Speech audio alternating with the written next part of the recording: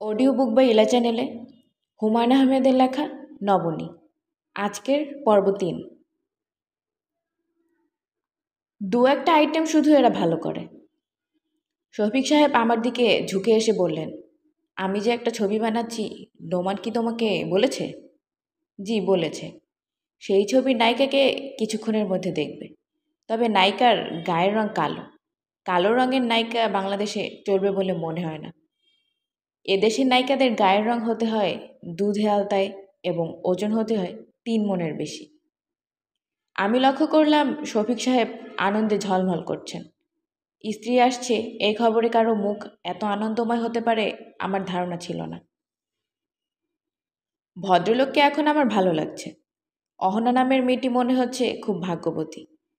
আমি ভদ্রমহিলার জন্য আগ্রহ নিয়ে অপেক্ষা করছি। তিনি চলে এলেন 10 মিনিটের মাথায়। তার গায়ের রং কালো, বেশ কালো, কিন্তু সেই কালো রঙেও একটা মানুষকে যে এত সুন্দর দেখা যায় আমি জানতাম না। হালকা কমলা রঙের সিল্ক শাড়ি পরেছেন, বেনি করা চুলের গোড়ায় ছোট ছোট নীল রঙের ফুল। নিশ্চয়ই প্লাস্টিকের ফুল। সত্যিকার ফুল নীল হয় না, তবে দেখাচ্ছে সত্যি ফুলের মতোই। তিনি হাসতে হাসতে ঘরে ঢুকলেন। তার ঢোকার সঙ্গে সঙ্গে ডাইনিং রুমটাও যেন হেসে উঠল। শফিক সাহেব বললেন, তুমি যে আসবে আমি জানতাম। এই দেখো, তোমার জন্যই ডাইনিং রুমের মাঝখানে টেবিল নিয়েছি। নবনী শোনো, এই কালো মেয়েটা কোনার দিকে টেবিলে বসতে পারে না। ও সবসময় বসবে মাঝখানে। অহনা বললেন, অবশ্যই আমি মাঝখানে বসবো। এমনভাবে বসবো যেন সবাই তাকায় আমার দিকে। এই দেখো, এখনই তাকানো শুরু করেছে। আমি আবার অবাক হয়ে লক্ষ্য করছি, ওরা নিজেদের মধ্যেই কথা বলছেন। আমরা দুজন যে আছি সেদিকে ওদের খেয়াল নেই। শফিক সাহেব একবার বললেন, অহনা নোমানের স্ত্রীর সঙ্গে কথা বলো। ওর নাম নবনী। দেখো কি ভয়ঙ্কর সুন্দর, প্রায় তোমার কাছাকাছি। ভয়ঙ্কর বলছো কেন? সুন্দর কি ভয়ঙ্কর হয়? মাঝে মাঝে হয়। অহনা আমার দিকে তাকিয়ে একটু হাসলেন, হেসেই অন্য প্রসঙ্গে চলে গেলেন। চিংড়ি মাছ খেলে কোলেস্টেরল বাড়ে না কমে এটা নিয়ে আলোচনা শুরু হলো। অহনার ধারণা কোলেস্টেরলের কমে যায়। শফিক সাহেবের ধারণা তা না। শফিক সাহেব বললেন, এত জিনিস থাকতে আমরা চিংড়ি মাছ নিয়ে আলোচনা করছি কেন? অহনা এতে খিলখিল করে হাসতে শুরু করলেন, যেন দারুণ মজার কথা। এদের সঙ্গে চুপচাপ বসে থাকতে আমার এত খারাপ লাগছে। নোমানের লাগছে না। ওরা যখন হাসছে নোমানও হাসছে। এরা যখন গভীর কোনো বিষয় নিয়ে কথা বলছে তখন সেও গম্ভীর মুখে কথা শুনছে। অহনা বললেন, নোমান, চিংড়ি মাছ সম্পর্কে তোমার কি ধারণা? আমার কোনো ধারণা নেই ভাবি। চিংড়ি মাছ খাওয়াটা কি মকরুস না হালাল তাও জানি না। তুমি দেখি কিছুই জানো না। আচ্ছা, একটা কাজ করো, চট করে হোটেলের সব থেকে আমার জন্য একটা জিনিস নিয়ে এসো। মাথা ধরার ট্যাবলেট। প্রচণ্ড মাথা ধরেছে। মাথা ধরা না কমলে কিছু খেতে পারবো না। ও সঙ্গে সঙ্গে রওনা হলো। আমার ভালো লাগছে না। আমার কেন জানি মনে হচ্ছে এই মহিলা খুব সূক্ষ্মভাবে আমাকে দেখিয়ে দিতে চাচ্ছেন যে আমার অবস্থান অনেক নিচে, তাদের চাকর বাকরদের কাছাকাছি। শফিক সাহেব কি বুঝতে পারছেন যে আমি নোমানকে এভাবে উঠিয়ে দেওয়ার ব্যাপারটা পছন্দ করিনি? কারণ তিনি কেমন যেন লজ্জিতভাবে আমার দিকে তাকাচ্ছেন। তিনি কোমল গলায় বললেন, নবনী। জি। চিংড়ি মাছ সম্পর্কে তোমার কি ধারণা? এটা খাওয়া কি হালাল, মাকরুস না নিষিদ্ধ? সামুদ্রিক চিংড়ি যদি হয় তাহলে হালাল। আমার একজন স্যার ছিলেন, এইসব ব্যাপার খুব ভালো জানতেন। তিনি বলেছেন, কোরআন শরীফে একটা আয়াত আছে, তাতে বলা হয়েছে সমুদ্রের শিকার ও তার খাদ্য তোমাদের জন্য হালাল। সমুদ্রতে সাপও আছে, সেই সাপও কি হালাল? আমি কিছু বললাম না। শফিক সাহেব তীক্ষ্ণ দৃষ্টিতে তাকিয়ে আছেন, যেন আমার চোখের দিকে তাকিয়ে বিশেষ কিছু ধরার চেষ্টা করছেন। উনি কি আমার ব্যাপারটা জানেন? জানলে কতটুকু জানেন? অহনা আমার দিকে ঝুঁকে এসে বললেন, আপনাদের বিয়েতে আমাদের দুজনেরই যাবার কথা ছিল। ও ব্যাংকক চলে যাওয়ায় যেতে পারিনি। আমি কিছু বললাম না। অহনা বললেন, আমি ডিনারের সঙ্গে রেড ওয়াইন নেব এবং ডিনারের শেষে একটা সিগারেট খাবো। আশা করি কিছু মনে করবেন না। জি না, কিছু মনে করব না। খাবার চলে এসেছে। কত পদের খাবার যে আসছে। আমার ভালোই খিদে, কিন্তু কিছু খেতে ইচ্ছে করছে না। নোমান ওষুধ নিয়ে ফিরে এসেছে। অহনা সেই ওষুধ টেবিলের এক কোণায় ফেলে রেখেছেন। তাকে দেখে মনে হচ্ছে না এই ওষুধ তিনি খাবেন। অহনা বললেন, চিংড়ি মাছ বিষয়ে আমি একটা কথা বলতে পারি। এই কথা শোনার পর নবনী আর চিংড়ি মাছ খাবে না বলে আমার ধারণা। কথাটা হলো, চিংড়ি, কাঁকড়া এবং মাকড়সা এরা তিনজনই এক গোত্রের প্রাণী। এদের ডিম থাকে শরীরের বাইরে। চিংড়ি মাছ খাওয়া আর মাকড়সা খাওয়া একই ব্যাপার। অহনার কথা শোনার পর আমি সত্যি সত্যি চিংড়ি মাছ খেতে পারলাম না। নোমান কয়েকবার সাদাসাদি করলো, মুখ কাচুমাচু করে বলল, খাও না, খাও না। কত বড় বড় চিংড়ি, এগুলো তো আর মাকড়সা না। অহনা কিছুই বললেন না, শুধু হাসলেন। সেই হাসি আমার ভালো লাগলো না। আমার খুব ক্লান্তি লাগছে।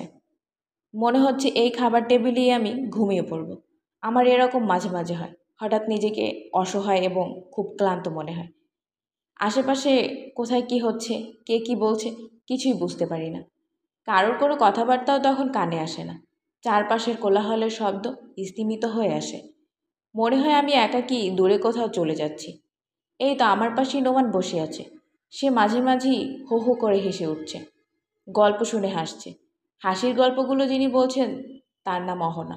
কালো একটি মেয়ে, কালো হয়ে পৃথিবীর সব রূপ যিনি নিজের শরীরে নিয়ে নিয়েছেন।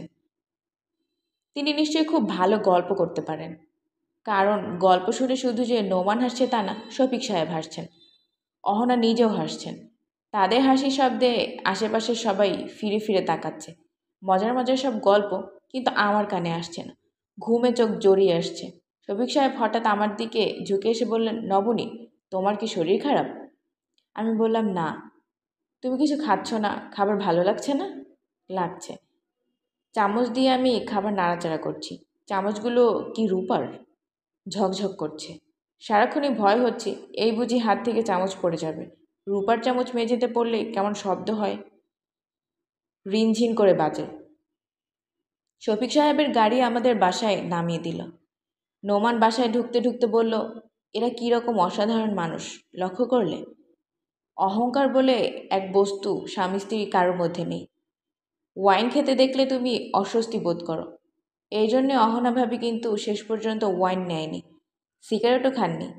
অহনা সিগারেট ছাড়া থাকতে পারে না। নবনী, নাও, এই খামটা যত্ন করে তুলে রাখো। আমি বললাম, কি আছে এই খামে? নোমান হতভম্ব গলায় বলল, কি আছে জানো না? না। কি আশ্চর্য! অহনা নিজের হাতে এই খাম আমাকে দিল, তোমার সামনেই তো দিল, আমাদের বিয়ে উপলক্ষে গিফট। আমি লক্ষ্য করিনি মানে? অন্যমনস্ক ছিলাম। শফিক তাহলে ঠিকই ধরেছিল, তোমার শরীর খারাপ। কি আছে এই খামে? 10,000 টাকার একটা চেক আছে। ক্যাশ টাকা দিয়েছে আমরা নিজেরা যাতে নিজেদের পছন্দ মতো কিছু কিনতে পারি। এই খাম নিয়ে কত কথাবার্তা হলো। তুমি কিছুই শোনোনি? না।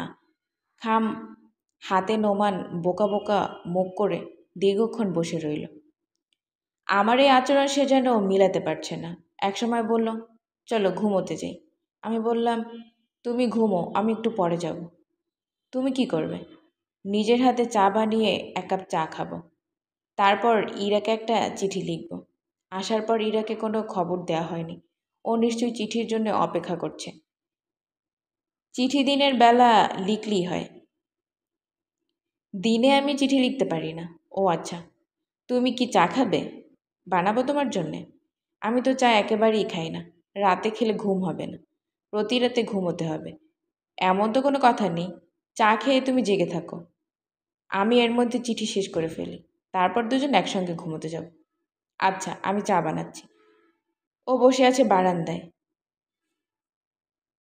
তার মাথার উপর ময়নার খাঁচা। খাঁচাটা এখন আবার কালো কাপড়ে ঢাকা। ময়নার খাঁচা নাকি কালো কাপড় দিয়ে না ঢাকলে ময়না ঘুমোতে পারে না। নোমান মাঝে মাঝেই তাকাচ্ছে আমার দিকে, সম্ভবত আমাকে বুঝতে চেষ্টা করছে। ইরা, এই কিছুক্ষণ আগে আমি আমার সংসার শুরু করেছি। কেরোসিনের চুলায় চা বানিয়েছি দুজনের জন্যে। আমাদের বিবাহিত জীবনের প্রথম রান্না। চা তেমন ভালো হয়নি। ও কোত্থেকে যেন সস্তা ধরনের চায়ের পাতা এনেছে। অনেকক্ষণ জাল দেবার পরেও রং আসেনি। পাঁচশো ধরনের চা খেয়ে সে বলেছে এত ভালো চা সে জীবনেও খায়নি। এখন থেকে সে নাকি রোজ রাতে বারান্দায় বসে চা খাবে। এখনও সে বারান্দায় বসে আছে। বেচারার বোধহয় ইচ্ছা আমাকে সঙ্গে নিয়ে ঘুমোতে যাবে। যেহেতু আমি চিঠি লিখতে বসেছি, সে অপেক্ষা করছে বারান্দায়। একজন আদর্শ স্ত্রীর উচিত এই অবস্থায় চিঠি লেখা বন্ধ করে স্বামীর সঙ্গে ঘুমোতে যাওয়া। আমার মনে হয় আমি কোনোদিনও আদর্শ স্ত্রী হতে পারবো না, কারণ তোকে চিঠি লিখতেই আমার ভালো লাগছে। ও অপেক্ষা করুক, অপেক্ষায় আনন্দ আছে। তাছাড়া আমার মনে হয় বারান্দায় বসে থাকতেও তার ভালো লাগছে, অন্তত বসে থাকার ভঙ্গি থেকে তাই মনে হয়। বসে থাকার মধ্যেও সুখী সুখী এবং দুঃখী ভঙ্গি আছে। ও বসে আছে সুখী সুখী ভঙ্গিতে। আমি কেমন আছি এই দিয়ে শুরু করি। ভালো আছি, নিরিবিলিতে শান্তিতে আছি। আমাদের দুজনের ছোট্ট এক কামরার ঘর, দুটি মাত্র প্রাণী। ভুল বললাম, দুটি না, তিনটি প্রাণী। একটা পোষা ময়না। ও বলছে ময়না নাকি রাজনীতিবিদদের মতো ক্রমাগত কথা বলে, তবে আমি এখনও তার কোনো কথা শুনিনি। ও আচ্ছা, একবার শুনেছি ময়নাটা পুরুষের মতো গলায় বলেছে, নবনী। ঠিক করেছি কাল ভোর থেকে সংসার গুছাবো, তবে সংসার গুছানোরও কিছু নেই, সবই গোছানো। আমার কাজ হলো এই গোছানো সংসারে নিজের জায়গা করে নেয়া। সেই জায়গা করে নিতে খুব অসুবিধা হয়নি, কোনো মেয়েরই বোধহয় হয় না। নোমান সম্পর্কে বলি, স্বামীর নাম ধরে লিখলাম বলে ভুরু কুচকাচ্ছিস না তো? মানুষটা ভালোই, ওর মধ্যে সরল সরল ব্যাপার আছে, জটিলতা তেমন নেই। নেই বলেই ভয়ে ভয়ে আছি। আমরা মানুষের জটিলতা দেখি অভ্যস্ত, সারল্যকে আমরা ভয় করি। কারো ভেতরে ওই ব্যাপারটি দেখতে পেলে থমকে যাই, এবং আমাদের মনের একটি অংশ বলতে থাকে নিশ্চয়ই কোনো একটা রহস্য আছে। মানুষটার ভেতরে রহস্য তেমন নেই, সাদাসিধা মানুষ, একটু বোধহয় কৃপণ, প্রতিটি পয়সা হিসেব করে খরচ করে। চা খাবো বলে চিনি কিনে এনেছে, ছোট্ট একটা পুটলায় এতটুকু চিনি। তার ময়না পাখিটার জন্যে কলা কিনে এনেছে। একটা কলার অর্ধেকটা কেটে খাইয়েছে, বাকি অর্ধেক পলিথিনের ব্যাগে মুড়ে রেখে দিয়েছে, পরে খাওয়াবে।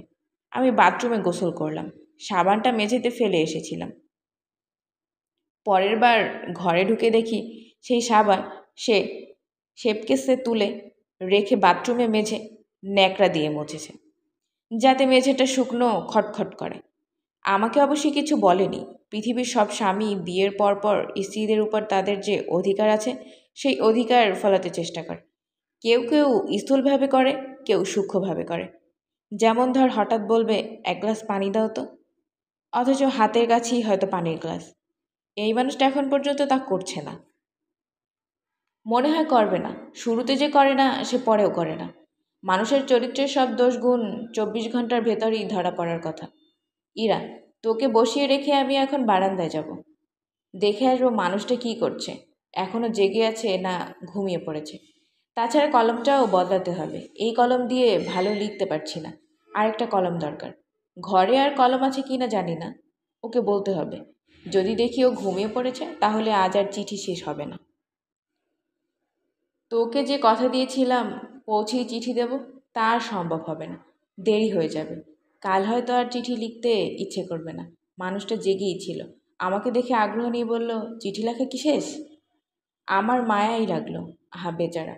কিন্তু মায়াকে প্রশ্রয় দিলাম না। নির্বিকার ভঙ্গিতে বললাম, ঘরে কি আর কলম আছে? সে বলল, ড্রয়ারে আছে। দাঁড়াও, আমি বের করে দিই।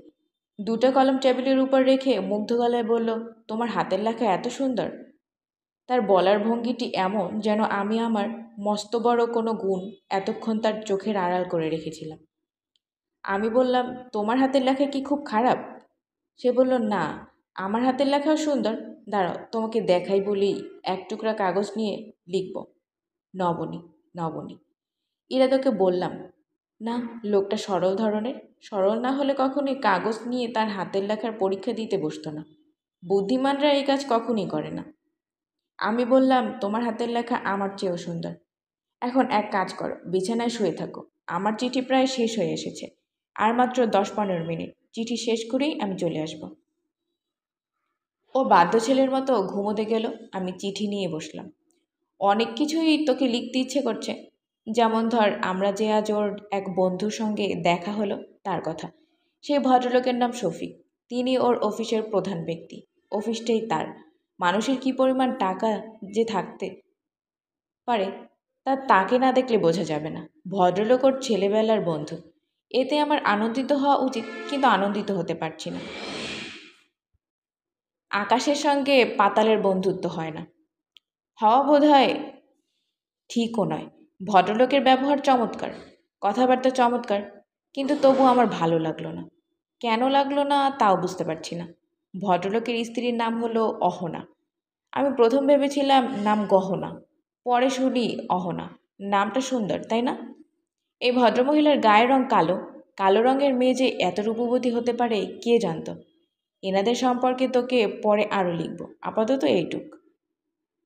তোদের কথা আমি কিছুই জানতে চাচ্ছি না। জানি তুই নিজ থেকেই সব লিখবি, কিছুই বাদ দিবি না। তোকে ছোট্ট একটা ধন্যবাদ দেওয়া দরকার।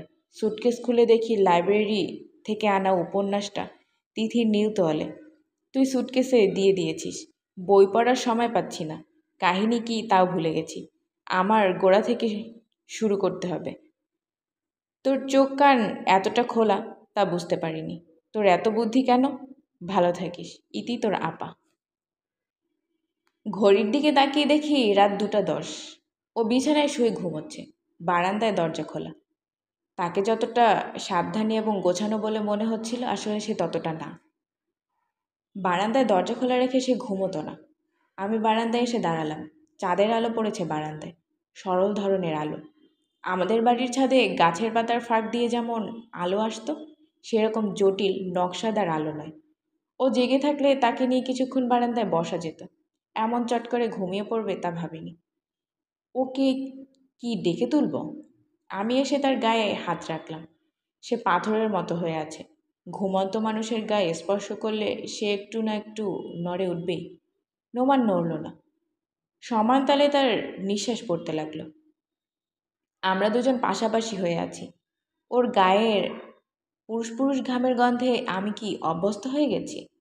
আজ তো তেমন খারাপ লাগছে না, বরং ইচ্ছে করছে ওর গা ঘেঁষে ঘুমোতে। একটা হাত ওর শরীরে তুলে দিলে ও কি জেগে উঠবে, নাকি ঘুমের ঘোরে সে হাত সরিয়ে দেবে?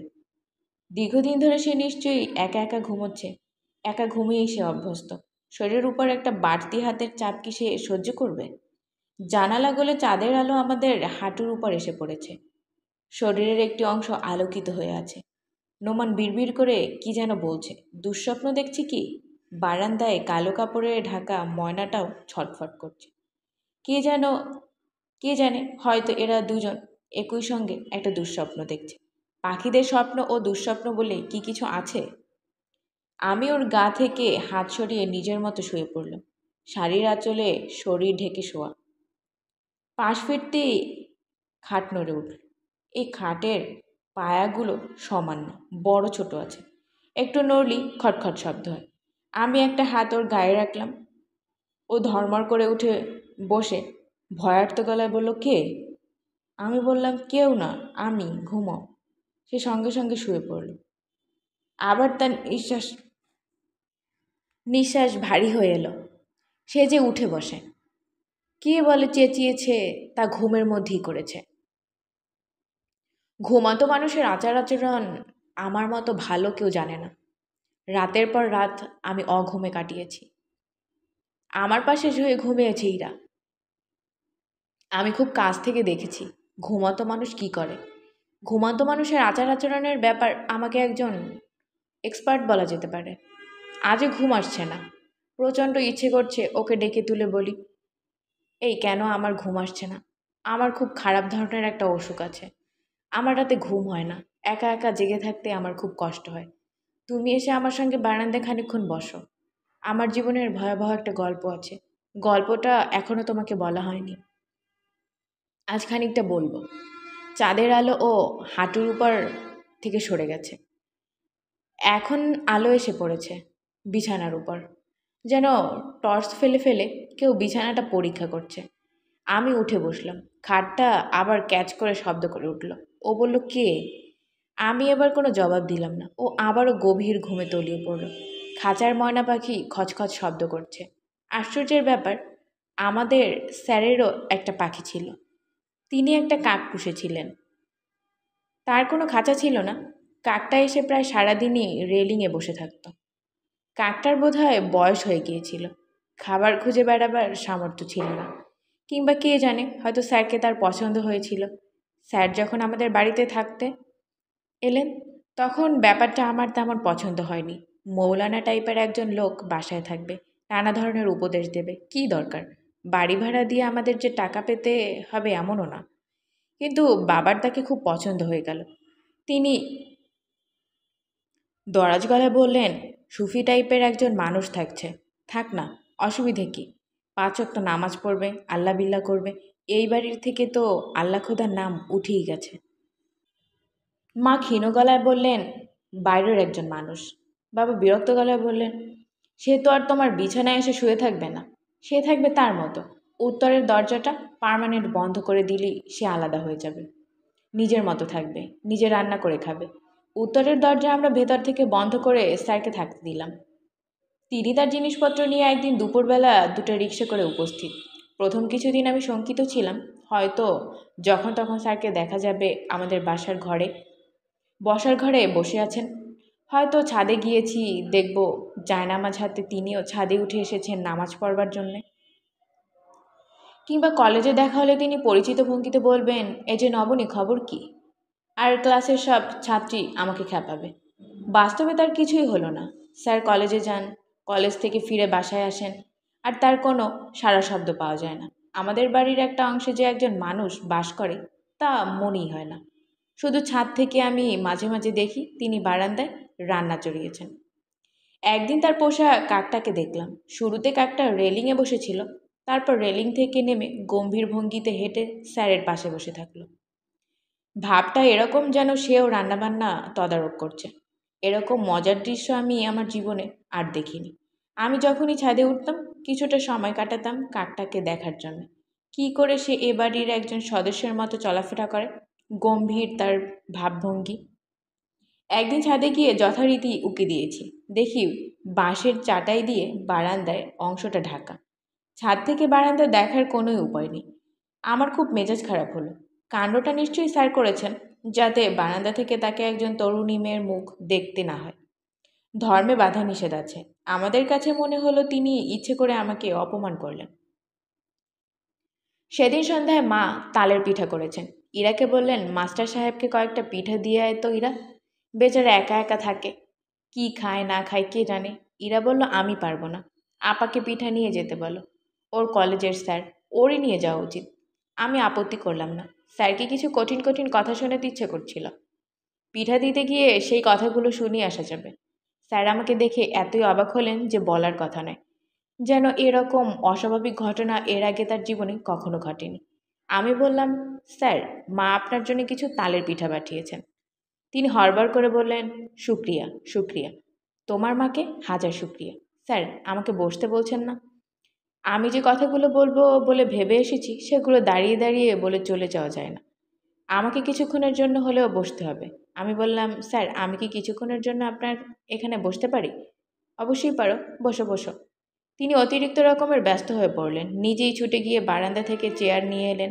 আমি বসলাম, কঠিন গলায় বললাম, স্যার, বসতে ভয় লাগছে, আমার তো বোরকা পরা নেই, এইভাবে আপনার সামনে আসাই হয়তো ঠিক হয়নি। মা পিঠা দিয়ে যেতে বললেন বলেই এসেছি, নয়তো আসতাম না। আপনাকে বিব্রত করার আমার কোনো ইচ্ছা নেই। আমি বিব্রত হচ্ছি না। অবশ্যই হচ্ছেন, বিব্রত না হলে বারান্দায় চাটাইয়ের বেড়া দিতেন না। এই কাণ্ডটা করেছেন কারণ চাটাইয়ের বেড়াটা না দিলে বোরখা নিয়ে এমন একটা মেয়েকে মাঝে মাঝে আপনার দেখতে হয়, বিরাট একটা পাপ হয়। এত বড় পাপের শাস্তি হলো দোজক। আমাকে দেখার কারণে আপনি দোজকে যাবেন তা কি হয়? দোজকে সুন্দর সুন্দর পরী অপেক্ষা করছে। আমি এক নিঃশ্বাসে কথাগুলো বলে শেষ করলাম। কঠিন কিছু কথা বলার ছিল, বলতে পারলাম না, কারণ আমি দেখলাম তিনি খুবই দুঃখিত দুঃখিত ভঙ্গিতে আমার দিকে তাকিয়ে আছেন। আমি বললাম, স্যার, যাই। তিনি বললেন, একটু বসো, 1 মিনিট। আমার উপর এরকম রাগ করে চলে গেলে আমার খারাপ লাগবে, একটু বসে যাও। আমি বসলাম। তিনি বললেন, চাটাইয়ের বেড়াটা আমি আমার জন্যে দেইনি, তোমার জন্যে দিয়েছি। আমার মনে হয়েছিল তোমার একা একা ছাদে হাঁটার অভ্যাস, আমার জন্য স্বাধীনভাবে তা করতে পারছো না। তোমাকে এই সমস্যা থেকে মুক্তি দেবার জন্যই এটা করেছি। তুমি যে এমন রেগে যাবে বুঝতে পারিনি। তোমার রাগ কি একটু কমেছে? আমি কিছু বললাম না। তিনি যেন নিজের কথা বলছেন এমন ভঙ্গিতে বললেন, বোরকা নিয়ে তোমার মনে বড় ধরনের ক্ষোভ আছে বলে মনে হয়। এরকম থাকা উচিত না। আমাদের প্রফেটের সময়ের যুগটা ছিল আয়ামে জাহেলিয়াতের যুগ। মানুষের প্রবৃত্তি ছিল পশুদের কাছাকাছি। মেয়েরা রাস্তায় বের হলে মানুষরা নানাভাবে তাদের উত্ত্যক্ত করত। মেয়েরাও যে ছেলেদের চেয়ে আলাদা ছিল তা না, তারাও এতে মজা পেত। তারাও চাইতো যেন পুরুষরা তাদের উত্ত্যক্ত করে, তাদেরকে দেখে অশ্লীল অঙ্গভঙ্গি করে। কারণ যুগটাই হচ্ছে পশুত্বের যুগ। কাজেই আমাদের নবী এমন একটা অবস্থা করলেন যাতে সবাই বুঝতে পারে মুসলমান মেয়েরা অন্যদের মতো না, তারা পবিত্র, তারা আলাদা, তাদেরকে নিয়ে এসব করা যাবে না। তারা তা চায়ও না। কাজেই নবী আদেশ দিলেন মেয়েরা যেন চাদরে তাদের শরীর ঢেকে নিজেদের অন্যদের চেয়ে আলাদা করে ফেলে। চাদরে ঢাকা একটা মেয়ে দেখলেই সবাই যেন বোঝে এই মেয়ে আর 10টা মেয়ের মতো না, এর সঙ্গে ভদ্র আচরণ করতে হবে। তুমি কি বুঝতে পারছো না বুনি? আমি কিছু বললাম না। স্যার বললেন, বেহেশতে পরি পাওয়া সম্পর্কে তুমি যা বললে সেটা নিয়েও কথা আছে। তুমি যেমন স্থূলভাবে বললে তা কিন্তু না, পরে তোমাকে বুঝিয়ে বলবো। আমাকে বুঝিয়ে বলার কোনো দরকার নেই, আপনি বুঝলেই হলো। আমি উঠে দাঁড়ালাম। স্যার হেসে ফেললেন। এত সুন্দর করে আমি বোধহয় কাউকে হাসতে দেখিনি। আমার সারা শরীর ঝনঝন করে উঠল। ঘন্টা বেজে ওঠার মতো শব্দ। এই ঘন্টা সর্বনাশের ঘন্টা। আমি প্রায় ছুটে চলে এলাম। মেয়েরা ঠিক কিভাবে ছেলেদের প্রেমে পড়ে? একজনের প্রতি অন্যজনের তীব্র আকর্ষণটা কিভাবে তৈরি হয়? গল্প উপন্যাসের আর বাস্তবের ব্যাপার কি একরকম না আলাদা? প্রতিটি মানুষ যেমন আলাদা, তার ভালোবাসাও কি আলাদা? একজন আরেকজনকে দেখি পাগলের মতো হয়ে গেল, এমন কি সত্যি কখন হয়েছে? নাকি এগুলো শুধু কথার কথা?